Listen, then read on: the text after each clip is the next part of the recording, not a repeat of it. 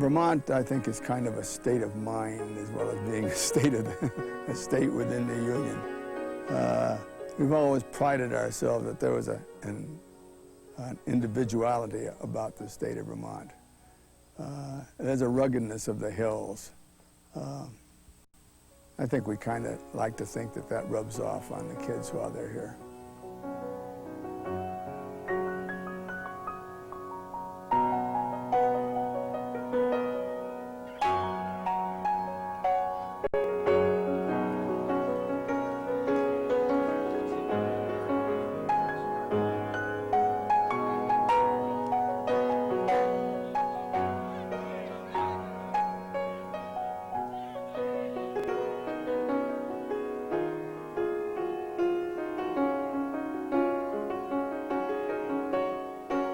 See, teachers, I can treat them as friends. They're not like the teacher, not in a boarding school.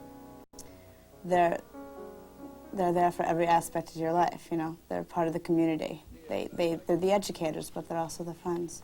I'd say Mr. Long knows every single person on this campus, and I think he probably knows a little bit about each person.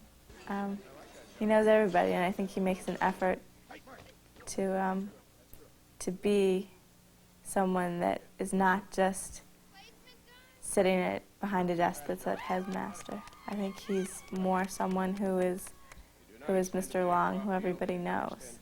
If you're going to be able to relate and deal effectively, to be the role model, to be the teacher in the broad sense, you've got to be one-on-one. And what's the most critical asset in one-on-one and your communication, I think, is the ability to listen and let the kid or let the other person talk their way through whatever the problem is. We live together. We're together all the time, and so you have to try to have a positive impact everywhere. You have to try to feel good about one another in the dormitory, on the athletic fields, walking down the street. I love theater, and I love teaching, but the parenting role is the most important, because I really feel in today's world, this whole place, students feel like that the world's going to go to hell in a handbasket. And they have to have somebody say, no, it's not. You become their advocate, too. Like the day before my big test, he saw me right before class, and he said, you can do it. Just go in and do everything you did with me. Just pretend I'm right there telling you that you're doing everything right. And that just helped a lot, just to know that someone else had confidence in you. There's a caring that comes through loud and clear. And it's still here, and it was here when I was here, and it's a very warm place. You get a feeling of warmth. You get a feeling of a unique association between faculty, students, and staff. I think the first thing a teacher has to do to motivate is to be excited about the subject, him or herself. And if you're excited, then you can pull them along. And then once you see that the teacher is enjoying themselves, and you can see that a lot in a lot of the classes, then it sort of rubs off onto the students, I think. And I came here and there were a lot of younger teachers and there were older teachers who still had the spark and who were still had the energy and were excited. And there were people that liked being in class as much as I did. And it was really exciting and exhilarating to just feel like other people wanted to be there with me. Okay, move your fingers across the bottom with mine. The teacher has to be the master of what they do. I think you really have to master it so that if they have a question, you go to you and you know, and if you don't know, you admit it, but you know how to find out. Bright eyes, alert bodies, interaction. They are sitting on the edges of the chair, wanting to say something, wanting to contribute. And then I think it's working. If you wanted to form a future passive participle of that, you'd say, "Wo kann das," right? It's not hard to, to put a lot of effort into the class because it's sort of rewarding to be able to translate, a different language into English so you can understand it. So it's rewarding in itself. You want to do it in a way, and he doesn't really force you. It's something that it comes from within. What he does is, be on two teams, and he'll give us a sentence, and we'll have to translate it into English or into Latin, and whoever comes up with a correct sentence gets a point.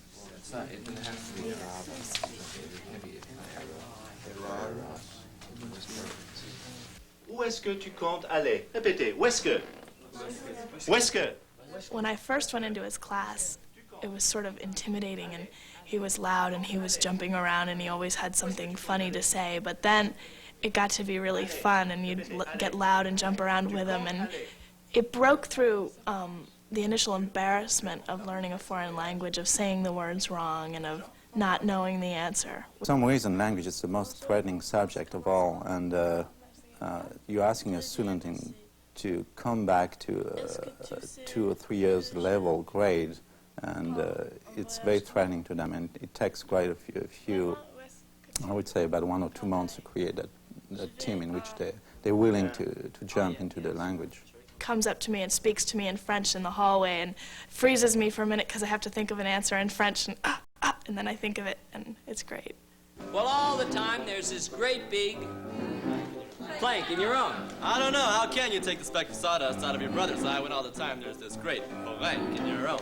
Or he's going boing at this point while he's going. I believe a lot in potential. I don't believe that somebody has more talent than somebody else. Maybe they have a leaning.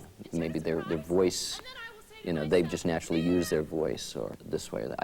I don't really think there are people who can't move. People have not been told they can move. I think you remove the blocks, and then things open up. I don't know. How can you look at the speck of sawdust in your brother's eye when all the time there's this great plank in your own? You hypocrite! Freeze. Come on, Zags, go harder to it. Go harder to it. I think what's changed most probably would be the equipment. Those days we didn't have any masks and football helmets. We had old uniforms that have been there for years. Wool jerseys that was very difficult to put on. Needed two to get them over your shoulder pads. And then, of course, when you perspired after a ball game, it took another 2 to get those things off. We had the hip pads were nothing like the girdle pads they had today. It just made more bulk to you. All right, better. Right shoulder, right foot lead, left shoulder, left foot lead. Coming off, aim the head, slide, make the contact, feet up under, then come back ready to go. An important part of the learning process is knowing how to win and knowing how to lose, because that's life. So, if you have just lost an important game, and to many of these kids, everyone's important, and your head's hanging down between your legs, what you ought to do is let that hurt for a little bit. There's nothing wrong with that hurt. Let the pain be there and know that the pain is a normal pain. And then it's going to pass. And then you go about your business of trying to improve what you did, and can you do it better? And also remember that pain a little bit, or it hurts to lose. So the next time, maybe I'll try a little harder on the winning.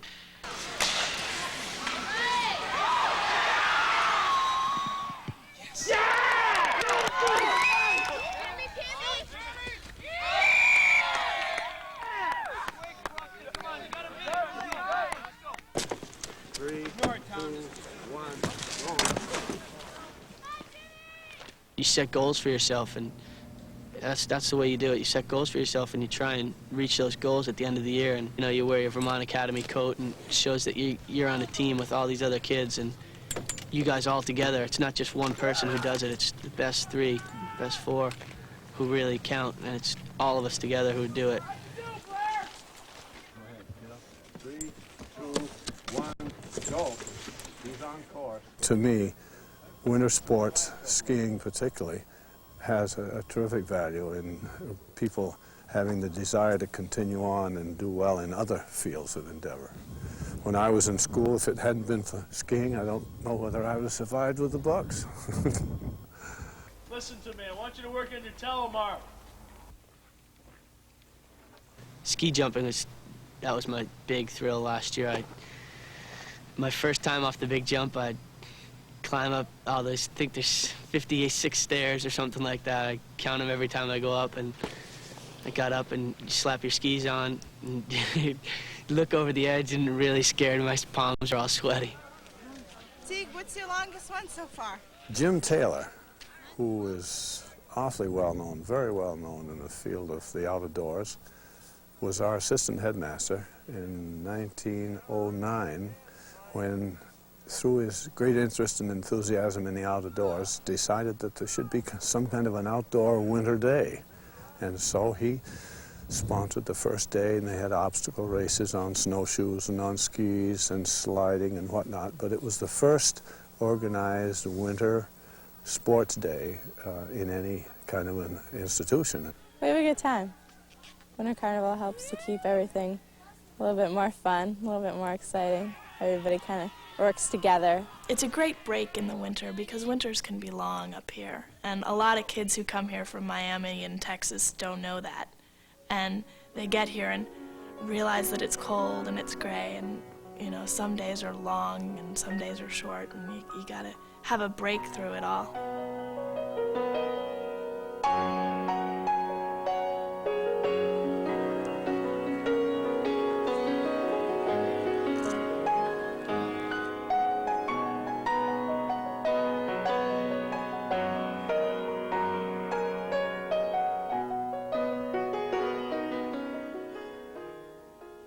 And then when I signed up for this course, the teacher said, well, in the spring we'll be welding. So I got very psyched up, and as soon as we brought the welder down here, I just hopped right on it and threw two pieces together and built from that. And then when I was finished, at the end of the period, I was checking it out and seeing what I had done. And kind of, I followed from there. And that curve kind of it looked like a hip a bit. So I went from there and did some sketches that night and worked on different poses that I could make a person doing. And I kind of liked the Archer theme. So they just melted back into the countryside, set up their base camps up in the mountains.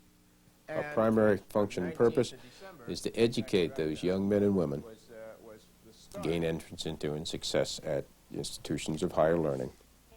That's number one. That is important. But equally important is to educate them to feel better about themselves, gain self-confidence, to be able to relate effectively to their peers, to be able to relate effectively to adults. And when they go through this passage and leave this institution, that they've got self-confidence.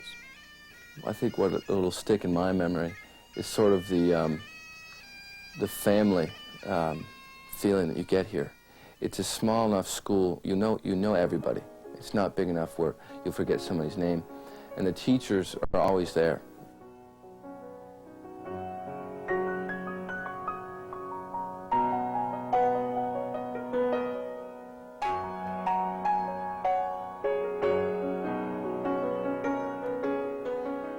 There were some men here who really made the difference in my life. I guess that's why I've put so much time back into Vermont Academy, is to repay those men that were here in those days. It really kind of settled me down, and it looked to me as, when I look back, a situation where I really felt that they cared enough to care about me, to get me some stability in my life, and this was important.